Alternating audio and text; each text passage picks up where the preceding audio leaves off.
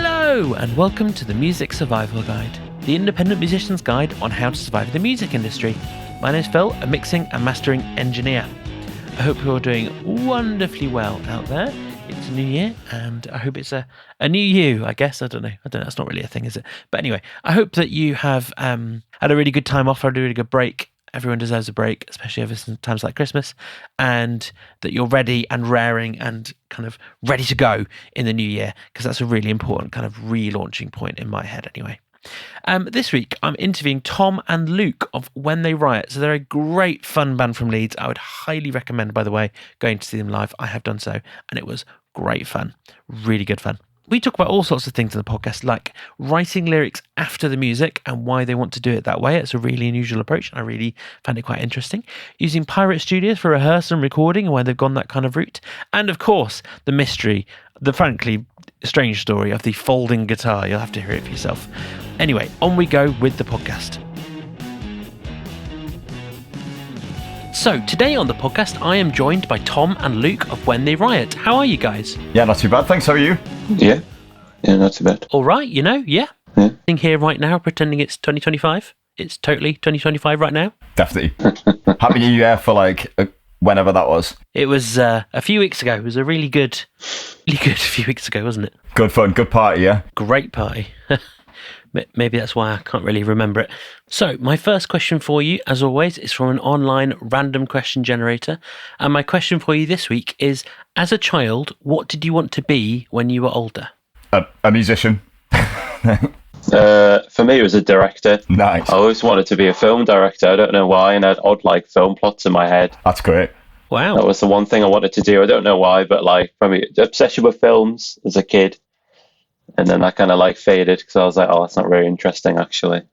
And then musician after that. So there's still time, mate. There's still time. yeah, still time. I don't know. Yeah.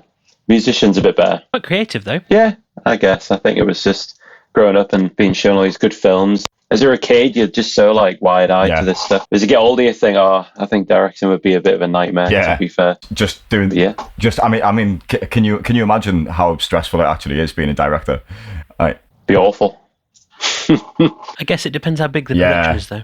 I mean, what if it's the actors keep messing up? How do you deal with that?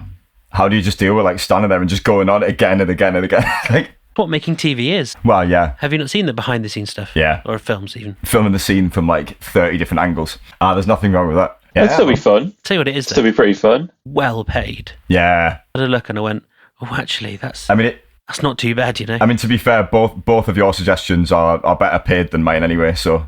Yeah. Definitely. Definitely. I mean, it's what you're doing now, so... Exactly, of course, so you could say you're achieving childhood dreams. Well, you're a better musician than we are train driver or director, so there is that. Yeah, I suppose. Yeah.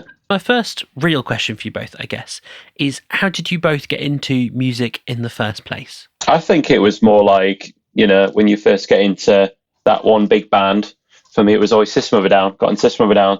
And that kind of opened the doors for other bands. I think once you get obsessed with one band, you find another big band, and then you go from there.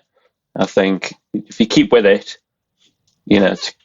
opens so many more doors, so many more bands, getting into it. And yeah, that was it for me, really. Just being obsessed with one band, then kind of tailed from there. The obsession never stopped. So thankfully it's still there. No, I mean, I think I remember sort of being, I started playing music really young. I started playing when I was 6-year-old, but I remember sort of earlier than that. For me, there was just a couple of things. I remember sort of being shown music by your parents, a lot of people kind of first get into music. And then, it was just sort of a little bit of a path where it was, I remember watching Queen live at Wembley on video, on a big glass TV at my grandma's, and just being this is the most incredible thing I've ever seen in my life, and kind of following music with that.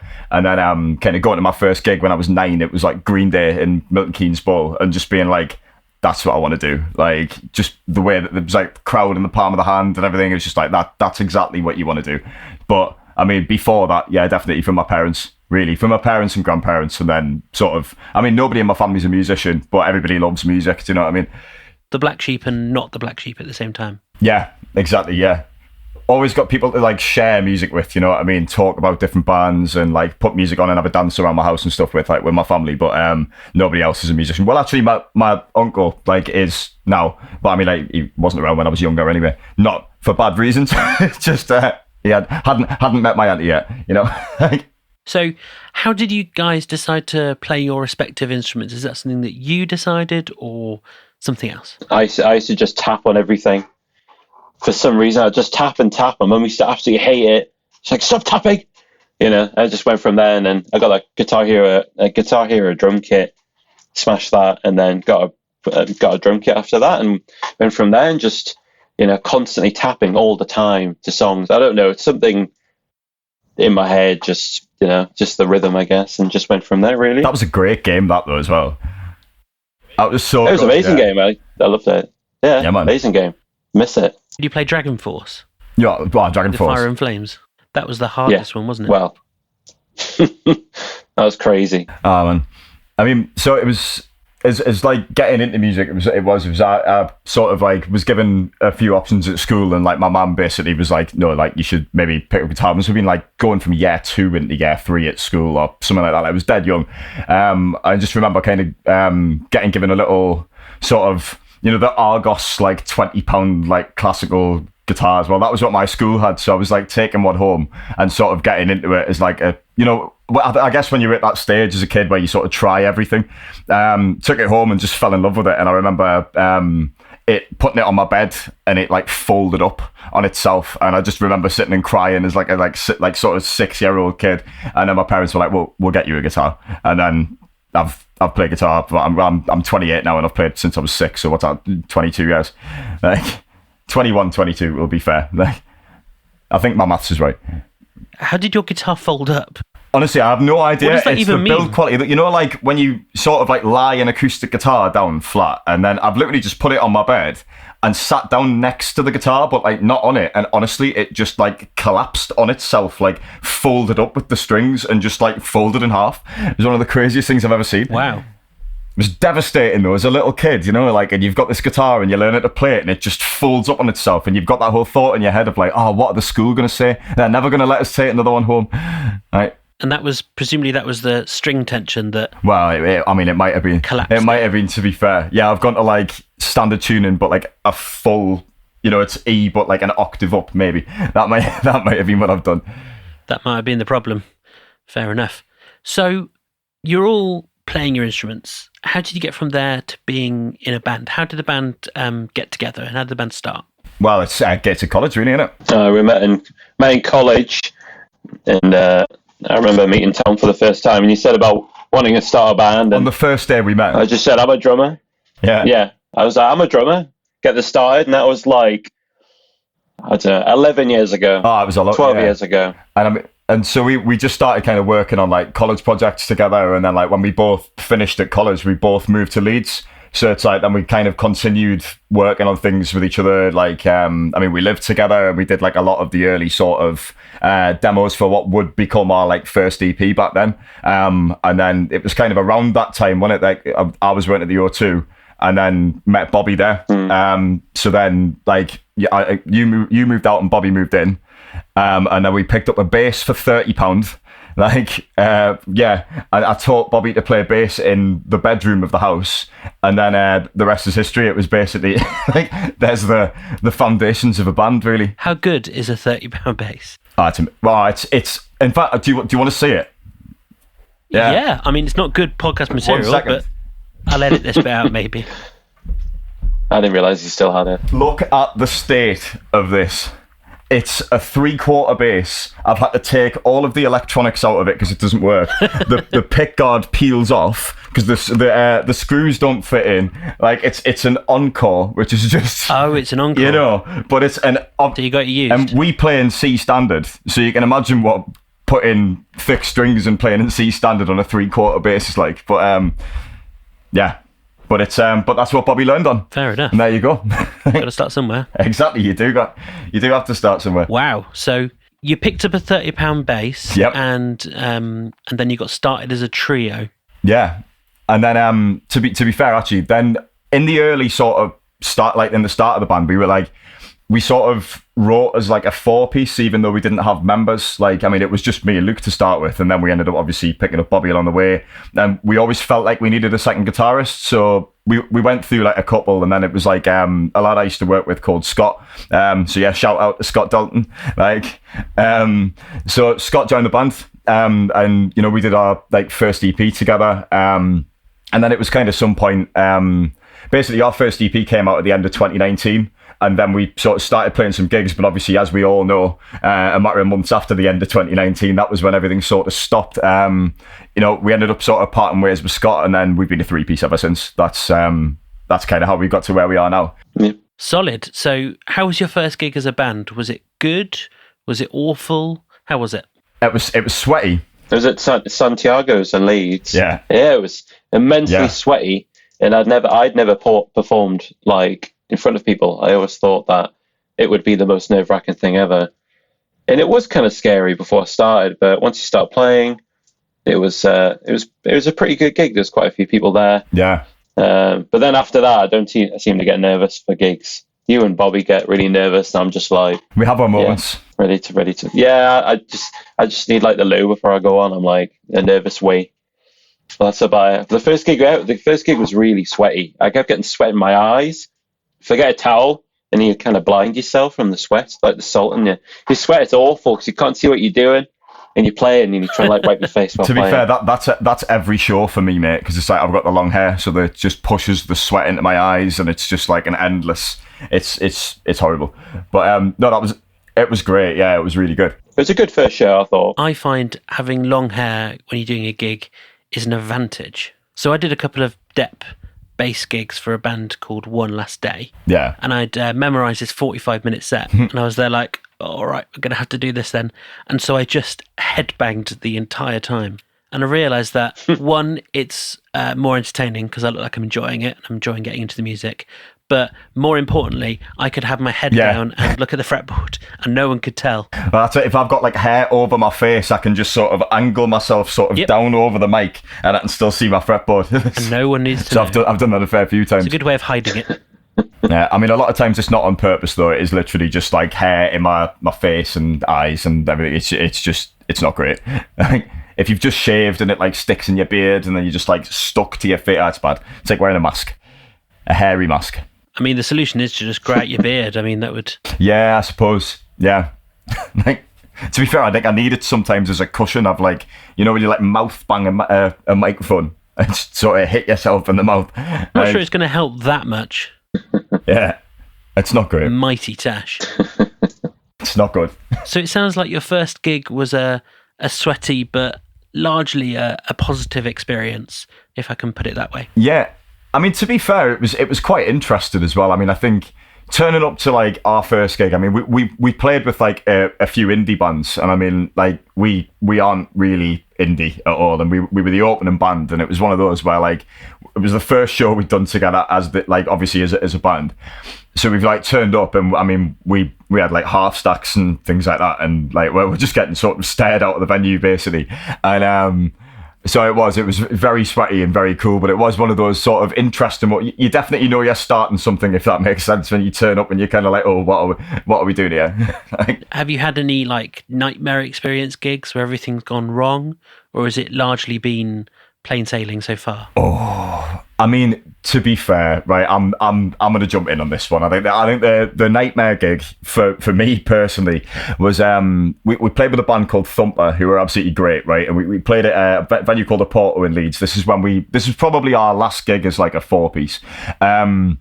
So we've played the show, got halfway through my show, and my amps blown up. So it completely packed in, stopped working. So I've had to take my guitar off and then just go on vocals for the next song. And I've grabbed the microphone and I've gone to do that whole... I was just being a bit awkward, didn't know what to do. Gone to put my foot up on like the monitor at the front of the stage and it just rolled off backwards. And it's just like, for that to be a consecutive thing, I was like, it was just devastating. Yeah. I mean, I've had a few like equipment troubles and stuff like that, but other than like me wrapped up in cables, which kind of, that happens quite often.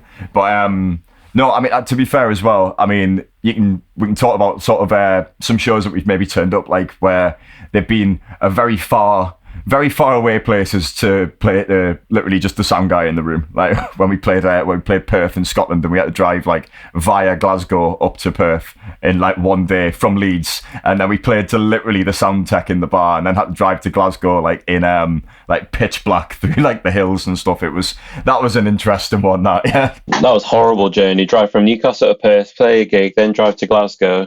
Never driven in Glasgow before. It's absolutely crazy place. Bobby got a speeding ticket, didn't he? Oh, he's only been driving for like a month or something. He got a speeding ticket. Just a really busy, like at night time. Like motorways are massive, 4 lanes. Like you're just tired. And it's full of Glaswegians as well. Oh yeah, definitely. I love the Glaswegians. Love the Glaswegians. You were gigging in Glasgow as well. Was it good? Yeah, we did. Like, sort of used like we went on tour in Scotland, and we like used sort of Glasgow as base, you know, like so like went up to Perth, drove back to Glasgow, played in Glasgow, and then like worked our way sort of from that was like that gig was like in a restaurant. We got there, and there was people eating in a restaurant, yeah. And then when the event started, they just moved the tables out of the way, set up this little venue. Really strange. Yeah. How good was Edinburgh though? Edinburgh was crazy. Edinburgh was really good. Yeah, Edinburgh was class. Where did you play in Edinburgh? So we played. It's I think it's Whistle Binkies, right? And it's like just off the Royal Mile in Edinburgh.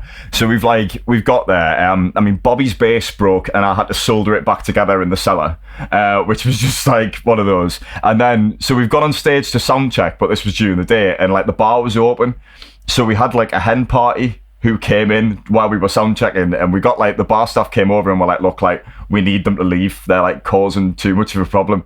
So I'm sorry if I'm venting to anybody from Whistle Binkies here, I'm not meaning to drop you in it, but so they've got like a hen party who's in, and like they wanted rid of them, so we've ended up like playing sort of 3 or 4 songs, because obviously we're a bit heavier, and they absolutely loved it, and it was like playing a matinee show of like 4 songs, so like it was just really strange, but it was a great day. That actually, it was really good fun, and great venue as well. Just repairing stuff and playing like a matinee show to a hen party. Yeah, that wasn't on my sort of Scotland bingo card, you know what I mean? In what way was the bass broken? Did it need soldering? Was it electronics, or what happened? So yeah, the input jack had fully like disconnected itself. Right, okay. So I had to like fully solder the input jack back on. Yeah, in the basement. I was lucky to have a solder. The venue had this little basement, had a soldering iron, a little workshop. Well, that's handy. Pretty lucky there, like. That was great, honestly. So I just went down and soldered it back together. Is this the £30 bass? No. Oh, okay. It's a better bass. It's a better bass. Yeah. But only so better. Yeah. Gotta be done. Wow, fair enough. I mean, well, you survived. That's the important thing. Oh, exactly. Of course. We always find a way somehow, like. Hope finds a way. So, to change the subject a bit, where do you guys rehearse, or how do you rehearse? Do you go to a studio and rent it out, or something else? How does that work for you? Yeah, we use Pirate, just because it's like 24-hour access. I mean, to be honest, we'd absolutely love to have somewhere that was like sort of our own space that we could rent and like leave equipment and stuff. But for the minute, it's like Pirate, or we sometimes use like Eiger Studios as well in Leeds. You know, I've done a fair few interviews, and not many people have mentioned Pirate Studios, and I'm not really sure why, because they're not bad. You know what it is? Yeah, and that 24-hour access, and like, don't get us wrong, I mean, it's it's standard with practice rooms anyway. You find some like the occasional bit of broken equipment and stuff, but I mean the guitar cabs they've got are like Marshall 1960s, which sound like really decent. I mean, they've got like, I mean, for us, where like, well, I mean, like Bobby uses a bass head, I use like a amp head, and like the drums are usually sort of all right enough, and it's like I mean, we've used Pirate for years, haven't we? We used to use a place called Blueberry Hill as well. Oh, Blueberry, R.I.P. Blueberry. That was class, and they shut it down. But Pirate's across the industrial estate from it, so it's like we literally just moved across the street. Yeah, Pirate's pretty good. Yeah, it's quite expensive, but it's decent. Yeah, highly rated. I mean, highly rated. We've used it for a lot more than practice as well. To be fair, like we've we've done some like a fair bit of recording stuff there as well. Just kind of like using the rooms with it being like 24-hour access, so comes in handy. Do you go in awkward times to record, like the middle of the night? Yeah, I do. I'll do vocals at like daft o'clock in the morning. Like I'll be there at like say like 1 or 4 or something like that in the morning, and just go down, and it's like look at it this way, there's a lot of young DJs in some of the studios that seem to be partying always it blaring, up in there. Like, I've Every seen some time we go in, conditions. man, they're blaring. Oh, it's interesting. Every time we go in, they're always playing. They're always playing, blaring tunes. Oh, it's bad. I mean, Not a bad place to have a little sesh, though. oh yeah, I mean, and they definitely do session. That's putting it lightly, really. They're Definitely. yeah. I've seen some sights in that place at like sort of daft o'clock in the morning. But yeah, I've just looked it up. Is that the one that's near the View in Kirkstall? yeah, that's the one. Yeah. Oh, yeah, okay. Yeah, that's it. Because I grew up in Armley, so this is a very yeah. Leeds conversation. But I know it doesn't sound like it. My accent's kind of died to death, but honestly, that is where I grew up. There we go. Leeds lad. So I know that area really well, that random industrial estate. Yeah. Ah, that's the one. Nice. Well, I've not lived there for years. That's why I didn't know where it was.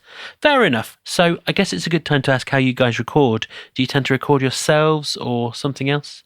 What's your approach to that kind of thing? Yeah. So I mean, I think like we've sort of evolved over time. Like we've always sort of done it ourselves, but I mean, like I can confidently say we've gotten a lot better by sort of our most recent stuff than the earlier stuff that we ever did. But I think so when we started, like I mean, with like any recording session, it's always like drums that are a bit of the struggle because it's like microphones, equipment, like the space, the room, that sort of thing. So when we started, like we did our first 2 EPs. We used like a couple of different studios in Leeds to do drums, and then like did guitars in like bedrooms and things like that. But then like by this most sort of recent stuff, like we basically re-released a single, like Something to Live For, kind of as like a test to see if we could like really do this like all on our own. So we actually like rented a mic pack and went to our practice room like at Pirate and just like set up mics in there to do the drums, did the vocal. We've always done vocals at Pirate as well in like the vocal booths. I mean, honestly, we're not sponsored by Pirate, but we arguably should be at this point. So we've done those, and then usually done kind of guitar and bass, like usually in my house. But then, I mean, on the last EP open season, we've done like the drums at Pirate, we've done the guitars at Pirate. Like, I mean, I went through a pure existential crisis about hating amp modelers and then trying to find things, and then I like bought a ribbon mic and went down all of this dark road of trying to like find guitar tones. But yeah, so I mean, pretty much we're more or less using a combination of my house and Pirate, and then it's me and Luke that like mix and master it. What's the reason for going down the DIY route? Is it largely financial? Or? Financial, I think, as well. We've got big dreams as well. Like I think we've got a lot of experience as well in the past. Like I went to university 5 years. Tom went to, you did Leeds College of Music. Yeah. So we've done like, I remember we did recorded a song a few years ago, Leeds College of Music, where we set up like, in Leeds College of Music, a lovely studio set, recorded the drums, and that track came out amazing. That's just us doing it, just recorded the drums ourselves and mixed it all. And, it's not very difficult once you get the ball rolling. And it worked quite well. And the last EP was all done at, drums were done at Pirate, recorded guitars at home, recorded the vocals at Pirate. And it came out sounding amazing. I can't imagine us recording in a proper studio, probably just doing that again. Yeah. For maybe the next release, because it came out sounding amazing. The thing is as well, like when it comes to like using like, like big time studios and stuff like that, I think we do have like sort of like very big ambitions with what we could do in that space. And I think it's sort of like champagne ideas, you know what I mean? But it's one of those things really, isn't it? I guess like if you want to do something, you want to do it right. And I guess if not, you sort of feel like you'll put endless time into it. Do you know what I mean? I guess if it's kind of on you, then you sort of like you really go through. I mean, I've been in bands since I was like 13, and I remember sort of some of the recording sessions that we did. I mean, some of them were great, and some of them were just sort of like you could tell it was an extra job for whoever was working there, and it just wasn't taken seriously. So I think that's kind of why I got into doing music tech in the first place, really. Like, and that's, I mean, where we met, really. So yeah, I think it's kind of like partially out of necessity and partially just out of that kind of control to try and push ourselves on a little bit. You know what I mean? I guess there is also that advantage that when you're recording yourself, there's that little bit less time pressure. Yeah. You pay some money, you go to a studio, hire a producer, whatever, and in the back of your mind, you might be thinking like, yeah, exactly, I'm paying for this, so we're sort of on the clock a little bit here. Yeah, exactly. Yeah, I mean, as well, it means that you can always come back to things as well. Like we might do, say like a vocal session, and then it's like maybe come back like sort of in a few days, and when you've had a chance to sort of go through things, and then maybe add like an extra sort of vocal line, a harmony, or like even then like little guitar harmonies, little extra layers, like those sorts of things. It's quite nice to be able to sort of build it as you go, you know what I mean? It's kind of almost trying to bring that whole studio full of instruments like to home, if that makes sense. It does. So how do you guys go about writing songs? Do you tend to kind of jam things together in the room, or does one of you come along and go, here's a song, let's try it? So it is like, usually I'll write some sort of demos, but they're sort of like rough. Basically, I'll just sort of like put some bits together to have like a rough sort of context of a song. And then we basically sort of learn that and take that to the practice room. So then it kind of evolves from there, like you'll have that sort of bass idea, and then obviously like Luke's I'm definitely not a drummer. Luke will absolutely kill it on the drums, and like Bobby will obviously go through all of his bass parts. And by the point we've got like a song, that's when I'll sort of take it to vocals. So I actually write vocals like once the music's sort of done, really. Because for me, I know a lot of people work in like different ways, but for me, it's like I find it easier to sort of get a little bit of like an emotive feeling from these songs and then write about it at a later date, if that makes sense. Like I can still sort of attach myself to that and then sort of form it along the time. But also, I guess it keeps your lyrics a bit more relevant when, some of our songs have been a little political, so it's kind of, I think it's trying to keep things in with the times as well, like actually chronologically, you know what I mean? Like, so you kind of updated them a bit as you went along. Yeah. So where do you get your lyrical ideas from? Do you start out by kind of listening to the music and then kind of getting an emotional feel from it, or is it something else? Yeah, I think what I've got into like more of a habit of doing now is like sort of basically I do a lot of like vocal writing in the shower. Like it's just one of those things that I do. So I'll basically sort of like just sing random noises over like some of the demos. So I'll basically like sort of bounce a demo out, put that on like a Bluetooth speaker in my shower and just sort of sing random gibberish over the top of it. So I've got like a rough sort of thing. And then I'll usually find that like a sentence starts to stick and I'll sort of build from there, if that makes sense. Like I'll find that it actually starts to form itself. It's weird. It's kind of like pulling things out of thin air, but then you kind of do get a bit of an idea of where you're going with it. I'm not sure if that makes any sense, but like it's your process and it works for you. Yeah. That would drive me crazy if I was trying to do that, but there you go. Honestly, it's one of those things. It's I think for me the melody thing is like, I think it helps me write better melodies. There is also another thing that I've been doing at points, which is I think it was actually Rivers from Weezer that said this in an interview about like doing the Blue album. And it's like he used to sit with a guitar and like sort of solo over the top of like their music, and it was to try and come up with like more interesting vocal melodies. So like sometimes I'll do that as well, like sit there and sort of try and play something sort of vocal like on guitar and then see where I can come from there. Now that I can understand. That is more my kind of approach to that kind of thing. How do you guys approach managing yourselves? Is there like one person who's sort of in charge, or do you share out tasks? How do you approach that side of things in the band life? We mainly share it across the board. And I think when it comes to social media, it's more like Bobby. Bobby's very good at the social media side. Like I'm quite useless with the social media side. So am I. I've got Facebook and Instagram, and now it's like nowadays it's very heavy on the social media. You need to be very good at social media to make a presence, especially as a band. So Bobby's very good at that. It's quite difficult. He's good at that side, and everything else would just come together. Well, he in agreement. He studied sort of like media, didn't he? Like sort of, yeah. So he's our guy. He's very good at it. It's writing the captions and making it all, making it very dramatic and very exciting, and it's writing that caption. I'm just like, mine will just be very dull and boring. I'm too awkward for that. Definitely. He's someone who actually enjoys it. Yeah. Yeah. Well. Maybe not. I think enjoy is a strong word, but gets pressured. No. This is something I've learned over a long period of time. Is you just kind of get a feel for it, and there's not really a way around that. You just sort of get a feel for what you should be doing. And something that's really, really helped me is approaching social media like I'm a creative person, really enjoy doing things like mixing and mastering, and that brings me creative fulfillment. And you've got to view social media like that. And if you do it that way, that can really unlock something in your brain. Yeah, I mean that's a fair point. That yeah, we'll have to take that on, mate. Yeah. Aye. Yeah, we do need to. Yeah. So is there a sort of area of thing that you two are specifically in charge of?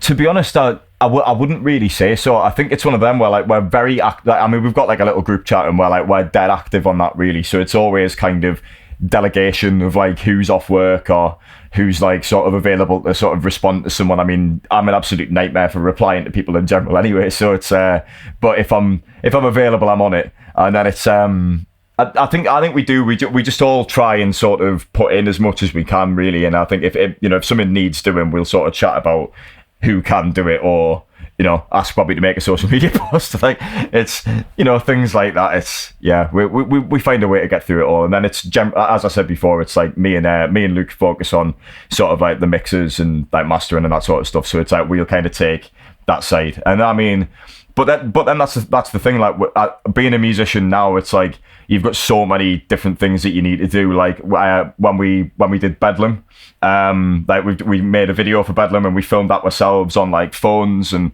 that was just around like Hyde Park in Leeds, and so it's like we all filmed that, and then Bobby edited it. And I mean, like the merch lines that we've got out in the minute, like I've been printing the t-shirts in my bathroom, just things like that. Like I think we definitely are the essence of DIY, I suppose. Like That's good. I mean, I like that. It means that if someone buys a t-shirt off you, it kind of means like... Oh yeah, if anybody buys the t-shirts that we've got now, they are literally handmade by me. So there you go. That's memorabilia for the future.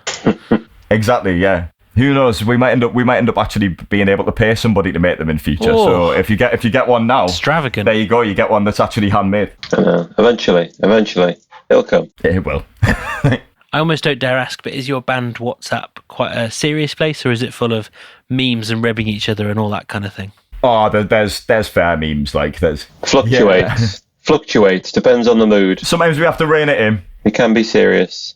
You gotta send a few gifts here and there. Best way to express emotions is a naughty gift. Especially as men. Can't do emotions, just send a gif. Exactly. Oh yeah. Best way to do it, man. Best way to do it. So this might be quite an interesting question given that you're a DIY band in many ways. But how do you approach band finances? Do you have a central account that everything kind of comes in and out of?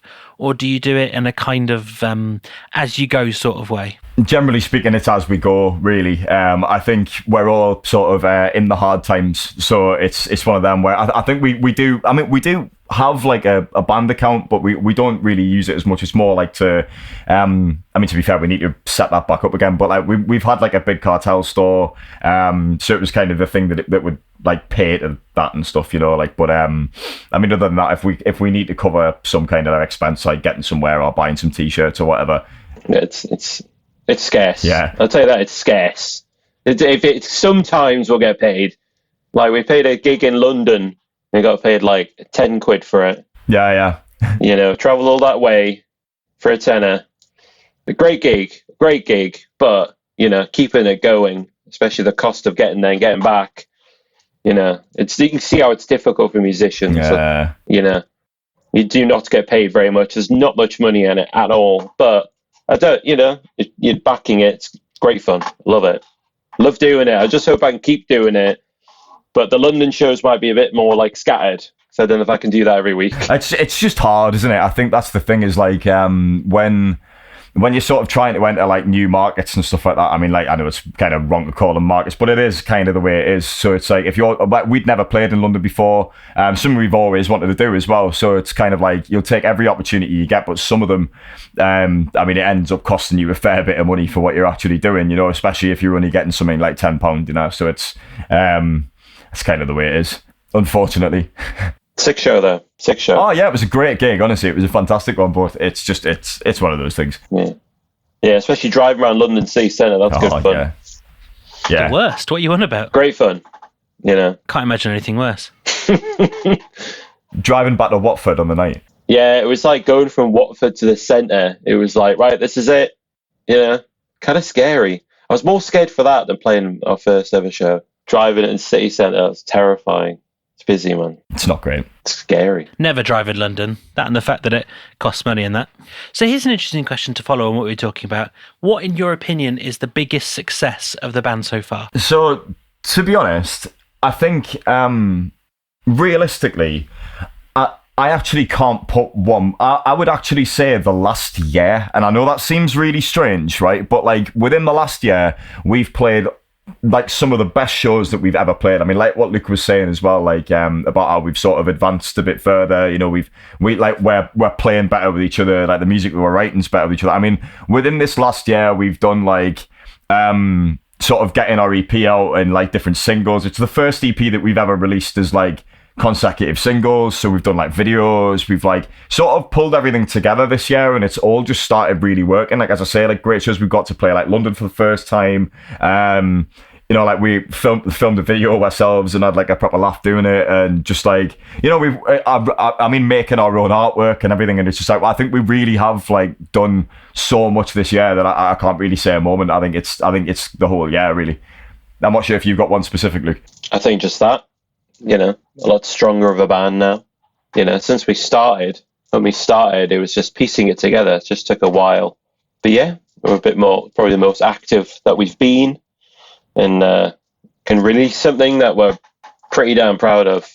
The other EPs have been fantastic, but this one's like, it's just, you know. It just feels like something, you know what I mean? I think this year we've really sort of gone, like, I think as a musician at like this sort of level, there are moments where, like, you know, I mean, you wouldn't be human if you didn't doubt it sometimes, but at the same time, like, this year has completely reaffirmed everything that we do, and just being like, no, this is it, you know what I mean? This is the band that you're in, this is the band you want to be in, this is you writing exactly what you want to write and working with people you want to work with. It's like, that's exactly where we're at, you know. And I think as well, building a team, you know, like Courtney, who does like some of our artwork and stuff like that, and then I mean, like, we've got Jim from Fragile Art as well, who's done like some of our music videos, and like we've kind of just built a little bit of a like sort of little mini team.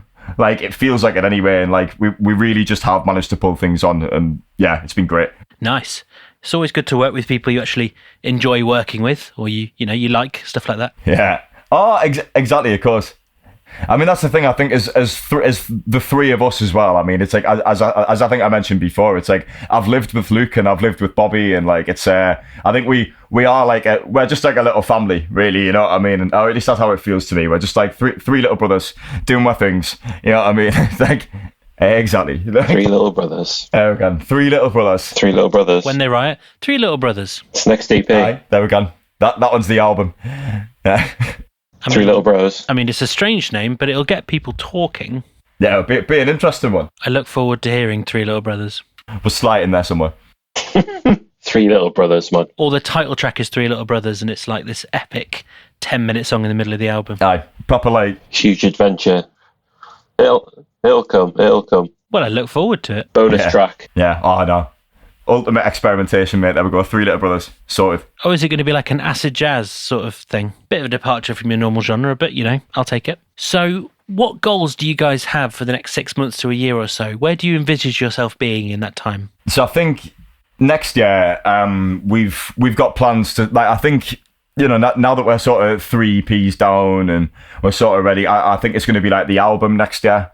So we're just going to kind of, like, at the minute we're in sort of demo stages of that. Like, we've just narrowed it down from like 30 songs to 15.